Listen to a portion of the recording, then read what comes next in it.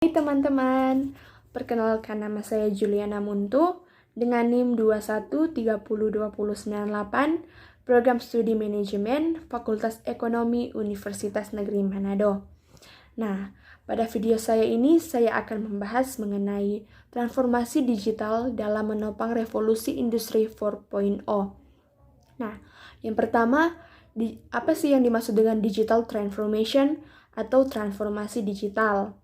Nah, transformasi digital ini adalah bagian dari proses teknologi yang lebih besar. Transformasi digital merupakan perubahan yang berhubungan dengan penerapan teknologi digital dalam semua aspek kehidupan masyarakat. Nah, berikut apa sih yang dimaksud dengan revolusi industri 4.0? Nah, revolusi industri 4.0 ini merupakan fenomena yang mengkolaborasikan teknologi siber dan teknologi otomatisasi. Revolusi industri 4.0 ini juga dikenal dengan istilah cyber physical system. Konsep penerapannya berpusat pada otomatisasi. Dibantu teknologi informasi dalam proses pengaplikasiannya, keterlibatan tenaga manusia dalam prosesnya dapat berkurang. Dengan demikian, efektivitas dan efisiensi pada suatu lingkungan kerja dengan sendirinya bertambah. Dalam dunia industri, hal ini berdampak signifikan pada kualitas kerja dan biaya produksi. Namun, sesungguhnya tidak hanya industri, seluruh lapisan masyarakat juga bisa mendapatkan manfaat umum dari sistem ini. Nah, revolusi industri 4.0 ini juga erat kaitannya dengan istilah transformasi digital. Transformasi digital sendiri diberi makna sebagai perubahan yang ditimbulkan sebagai akibat penerapan teknologi digital di seluruh aspek kehidupan masyarakat. Nah, sebuah organisasi atau perusahaan yang hendak melakukan proses transformasi digital mesti menyiapkan diri untuk menghadapi perubahan budaya sebagai konsekuensi penerapan teknologi digital. Karena berdasarkan sebuah survei, sebanyak 57% perusahaan di dunia sedang bertransformasi menuju digital. Namun, dari jumlah sebanyak itu, sekitar sepertiganya mengalami kegagalan. Kegagalan tersebut terutama disebabkan belum dipahaminya proses transformasi digital sepenuhnya. Sebab ia bukan hanya soal bagaimana membuat versi digital dari sebuah produk fisiknya, namun juga melingkupi perubahan perilaku konsumen, karyawan, dan berbagai aspek kehidupan budaya lainnya. Nah, berikut terdapat 4 komponen pendukung suatu transformasi digital, yaitu yang pertama, import employees, kedua, engage customers, ketiga, transfer product, dan 4, optimize operation. Nah, berikut kita masuk pada perkembangan industri di dunia. Perkembangan industri di dunia mendapat dorongan dan percepatan dari teknologi informasi yang membuat semua perangkat elektronik dan mekanik bisa menghasilkan data yang bisa diolah untuk memberikan informasi yang lebih banyak dan berguna dalam rangka mengetahui kinerja, monitoring, dan lain sebagainya. Inilah yang melatari revolusi industri 4.0. Revolusi industri 4.0 ini merupakan penerapan otomatisasi manufaktur dengan perhitungan yang lebih efisien dan akurat sumber daya, waktu, biaya yang diperlukan untuk produksi. Pertukaran data dilakukan secara on-time dan real-time melalui jaringan internet. Pemantauan dapat dilakukan dari manapun dan kapan saja. Era industri 4.0 ini ditandai dengan semakin banyaknya inovasi untuk Internet of Things atau IoT, Big Data, Artificial Intelligence, percetakan 3D, rekayasa genetika robot, dan machine learning. Data menjadi fondasi dari inovasi digital. Nah, yang pertama adalah Internet of Things atau IoT. Internet of Things merupakan sebuah konsep di mana suatu benda atau objek ditanamkan teknologi-teknologi seperti sensor dan software dengan tujuan untuk berkomunikasi, mengendalikan, menghubungkan, dan bertukar data melalui perangkat lain selama masih terhubung ke internet. Nah, berikut Big Data. Big Data adalah konsep pengelompokan atau pengumpulan data dalam skala besar yang terdiri dari berbagai macam jenis data, meliputi data terstruktur, semi-terstruktur, dan tidak terstruktur. Nah, yang kedua, Artificial intelligence, kecerdasan buatan, adalah kecerdasan yang ditambahkan kepada suatu sistem yang bisa diatur dalam konteks ilmiah atau bisa disebut juga intelijensi artifisial atau hanya disingkat AI, didefinisikan sebagai kecerdasan entitas ilmiah. Nah, yang berikut percetakan 3D adalah proses di mana materi digabungkan di bawah kontrol komputer untuk membuat objek 3 dimensi dengan material yang ditambahkan bersama-sama. Printel 3D digunakan dalam pembuatan purwarupa. Nah, yang terakhir machine learning. Machine learning ini adalah mesin yang dikembangkan untuk bisa belajar dengan sendirinya tanpa arahan dari penggunaannya.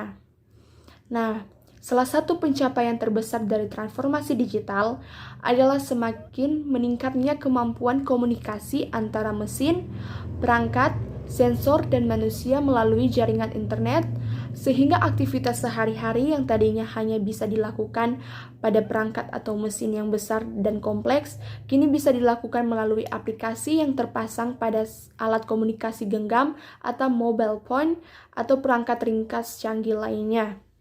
Bersamaan dengan itu adalah big data yang mencakup semua informasi yang berada dan tersimpan pada komputasi awan atau cloud computing. Kehadiran IoT dan big data memberi wawasan yang lebih baik bagi pengambilan keputusan di lapangan dan manajemen secara holistik. Nah, berikut big data dan infrastruktur TI. Big data membutuhkan kemampuan komputasi dan penyimpanan yang mumpuni, yang pada ujungnya mendorong pengembangan media penyimpanan, infrastruktur jaringan, dan cara-cara baru untuk menangani kebutuhan komputasi yang selalu meningkat. Nah, yang pertama itu adalah sistem penyimpanannya.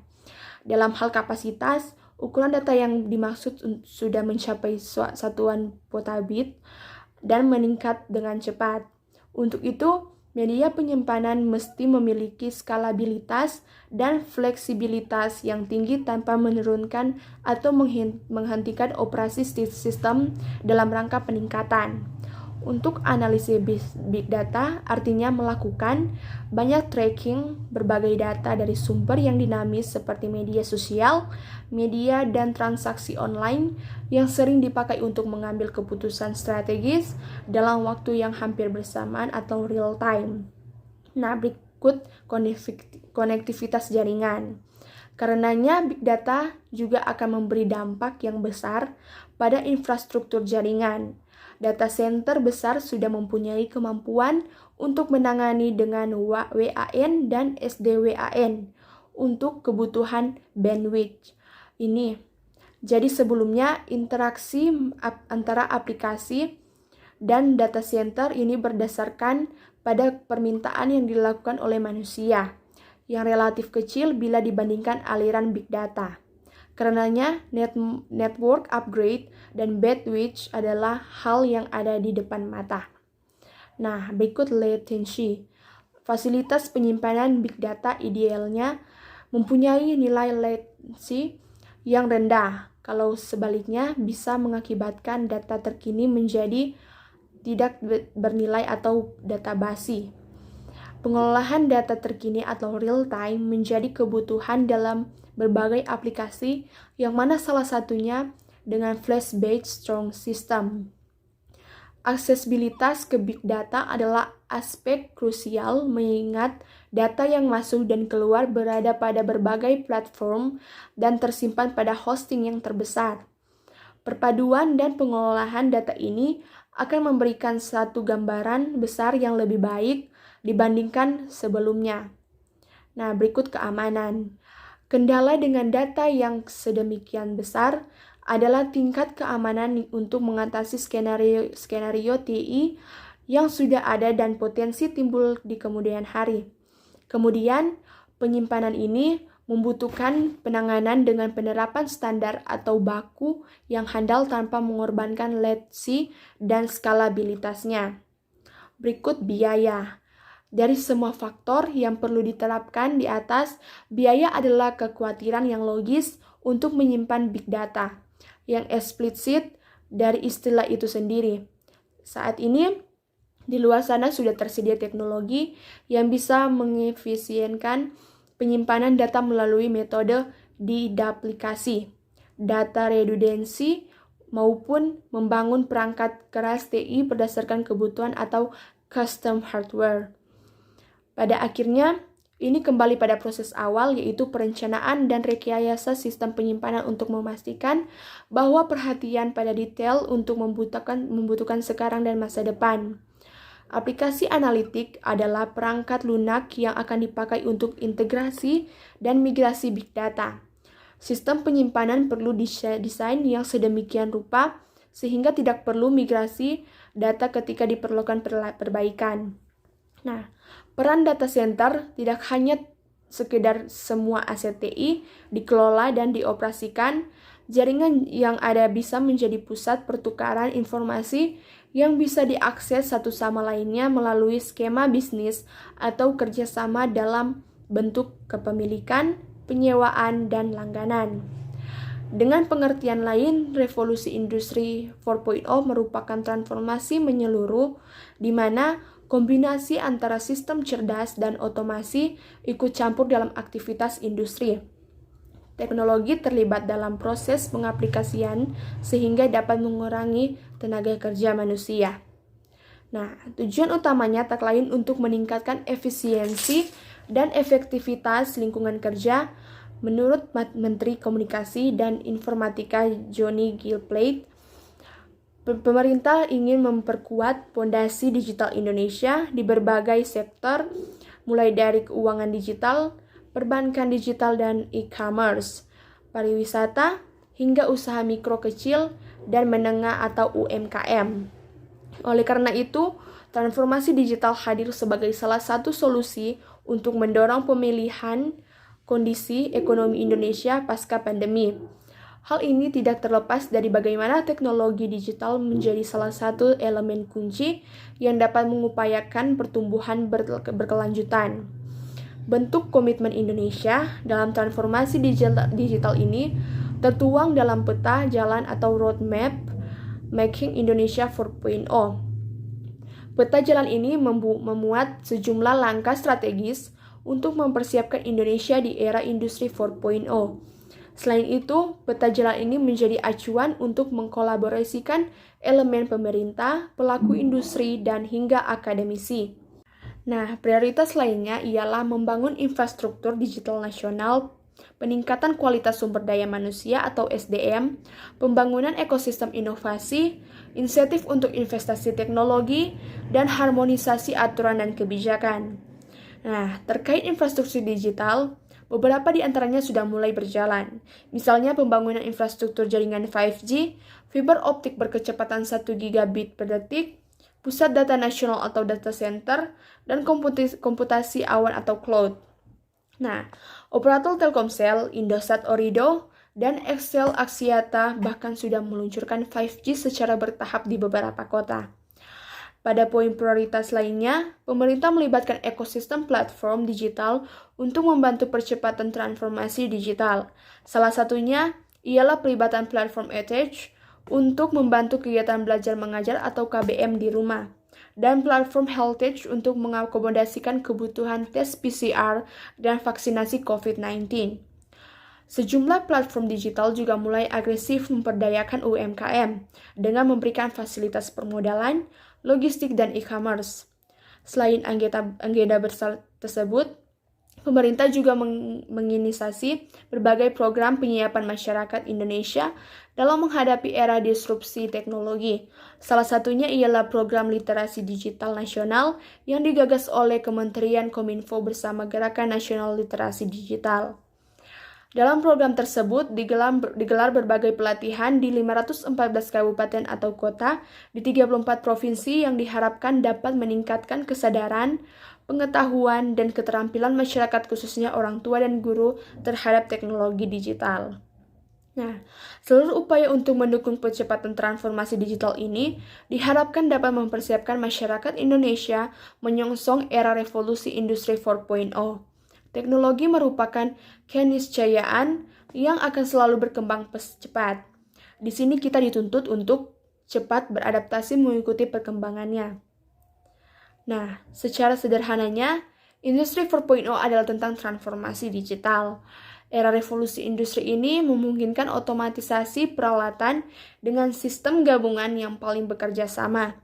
Teknologi ini meningkatkan kolaborasi, mampu mencapai efisiensi tertinggi, dan meningkatkan produktivitas bisnis dalam segala lini.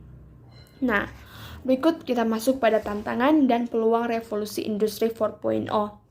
Nah, saat ini berbagai macam kebutuhan manusia telah banyak menerapkan dukungan internet dan dunia digital sebagai wahana interaksi dan transaksi. Misalnya pada bidang sharing ekonomi terdapat Airbnb, Snap.com, Sopa, Bicycle, Bookmode, Silog.com, Sipar, atau lain sebagainya. Di bidang e-government atau Giversments, Clickdoctor.com, dan HealthTape. Di bidang cloud collaboration juga terdapat Google Drive, Dropbox, dan Microsoft Office. Dan yang sedang tren saat ini yaitu e-commerce seperti Bukalapak, Shopee, Tokopedia, dan lain sebagainya. Serta terakhir di bidang smart manufacturing terdapat Sculpteo dan 3D painting. Nah, kita masuk pada tantangan atau ancaman.